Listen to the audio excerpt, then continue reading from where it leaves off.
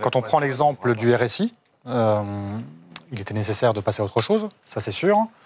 Il est nécessaire aussi de garder un choix, c'est-à-dire une liberté de choix. Quand on est indépendant, d'abord on choisit la liberté, donc il faut conserver cette liberté de choix, c'est essentiel. Et après, il y a un sujet qui n'a pas été abordé, qui est le vrai sujet, c'est comment on fait en sorte que quand on paie des cotisations, cela corresponde à une réalité. Qu'est-ce qui faisait défaut et qu'est-ce qui posait problème dans le RSI? C'est qu'il y avait un décalage entre ce que l'on payait et ce qui était réclamé parfois 1 an, 2 ans, et à l'époque encore 3 ans plus tard. Donc ce qu'il faut, c'est passer à l'autoliquidation. C'est-à-dire, je paie mes cotisations en fonction de la réalité du chiffre que je réalise. C'est ça, en fait, le vrai sujet.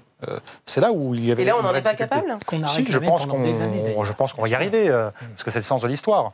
Mais c'est là qu'il y avait une vraie difficulté, parce que le boulanger dont vous parliez, ou la boulangère, qui devait payer à N+2, 2 ans plus tard, des cotisations qui ne correspondaient plus aux chiffres d'affaires actuels, se retrouvait forcément en difficulté. Et combien d'entreprises ont dû fermer leurs portes du fait de ces décalages de trésorerie? Je pense que le nombre était énorme.